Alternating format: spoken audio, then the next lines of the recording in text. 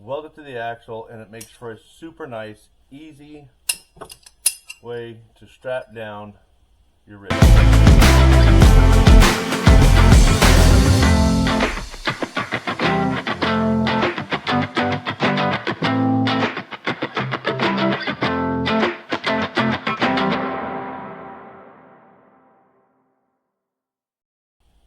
Alright, today what we're doing is we're going to make, it's an easy process. I've made it for the back. I got to do the front on my axle on a Forest out of a piece of round stock. Bend it up in my press there, weld it to the axle, and it makes for a super nice, easy way to strap down your rig. So it's quick, easy, it's pretty cost effective. It doesn't matter whether you're using this type or this type. You don't have to wrap your axles with straps or any of that stuff, but these fit right on there. You weld it to the tube, easy peasy. So follow me as I do it today. So today I'm making two of them, right? So I'm starting out with a piece of round stock. I think, if I'm not mistaken, this is 1/2 inch. Yeah, 1/2 inch round stock. So what I did is I took it and I marked it out. I did it all already because I kind of went through it real quick. So I went out and I marked it out. I bent this one up already so you can see what I was doing for the beginning of my video. I still got to cut it, but this one we still got to make. So what we're going to do is we're going to take this. I marked it out. I don't know if you can see that or not. I found my half point of this particular piece of round stock. I found my center of that. I'll bend the center first, move out from there about 2 inches. It's like 1 3/4 inches on both sides. Put it in my press, doctor it up, cut it in half, and then I have two of these mounts to weld to the axle for easy, fast strapping my truck down. Okay, so using my homemade press brake here that I made, I think that's what it's called, press brake, I can't remember. First what I'm doing, I got my marks on there, right? I'm going to start at my center point. Let's bring this down real quick like such.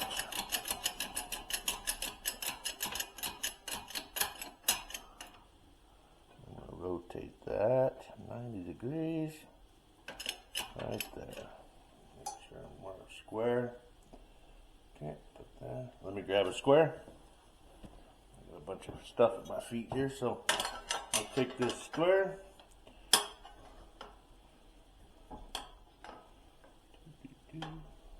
Such right there. I'm going to take this.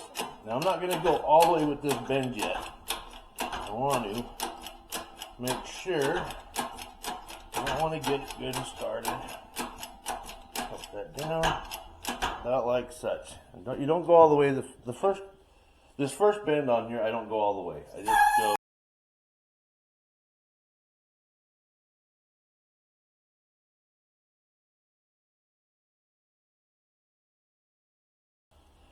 like such. Now this, I'm going to stick in there. And I got my next mark right here if you can see it. And I'm going to bring this back down, making sure that once I touch it there, I'm just off. That's okay. Make sure that my bar is 90 right there. I'm going to bend that one up.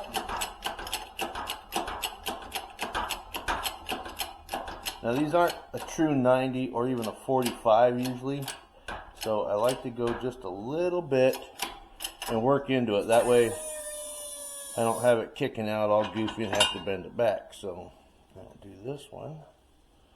I'll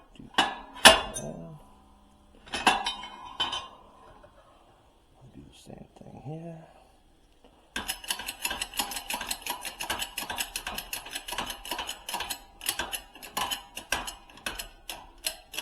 Now when you're doing the rear axle, it's pretty easy because the pumpkin is centered. So that makes it fairly easy to just make two the same length. But on the front axle, you got this pumpkin that you have to account for, whether it's on the passenger side or the driver's side. So This one I happen to be making it for the front axle, driver's side. So it's got to be a little shorter because I don't have as much tube to work with. So go right about there. Alright.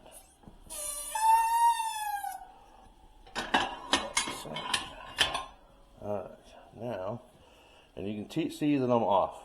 So I'm going to put it back center.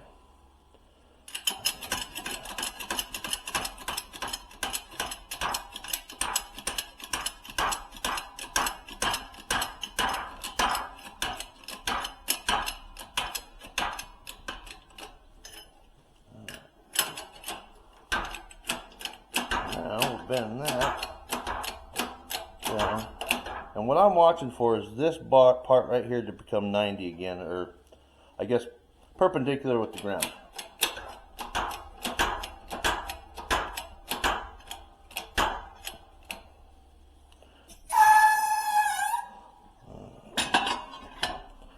And there we go.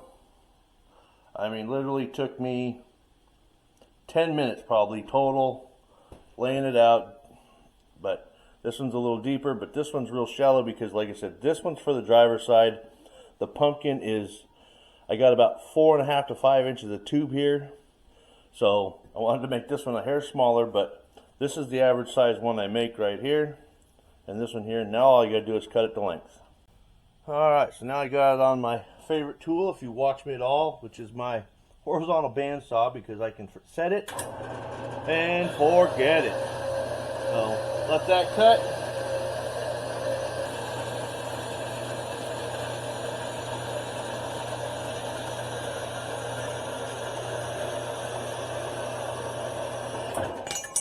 Yay!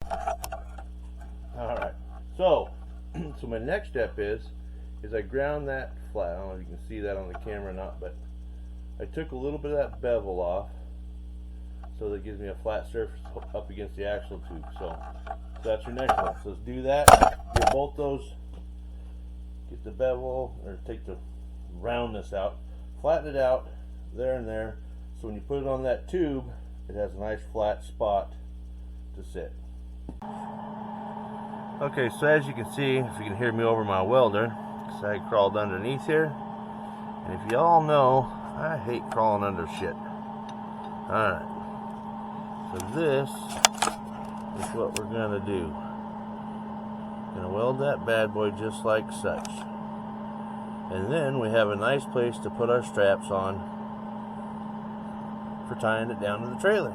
So let me get a tack on it. I'm going to stitch this on there real quick, and I'll show you what we do after we got it on there. Alright, so there it is. You guys can make fun of my welds and all that good stuff, but there it is. I did that on the back a long time ago, and I'll tell you what, I loved it since I did it. Easy, doesn't take very long, and it saves me a ton of time with straps. I'm trying to get my light in here on it for you. But yeah, quick and easy. We got one more side to do over there. I got to do a little bit of mock-up, a little bit different on that one because I have such a small section. So but this is that one. So clean it up, paint it. Alright, so there's the driver's side. Substantially less room to work with, but we got her. We had to put it in the press, excuse me. I had to put it in my press and push down vertically until I got it to slide in there just the way I want it to. Not as near as much tail on it, but I think that'll work just fine. But I gotta get better lighting for you guys. This is terrible. So, but there it is. Alright, I don't know if you can see it with the lighting that we have, because I have piss poor lighting, but there it is. We got it welded in. I am excited about getting these on here. It's been on my to-do list for a while. Saves you a lot of time when you go to load your rig up on your trailer. So, alright man, thanks for watching. Don't forget to like and subscribe.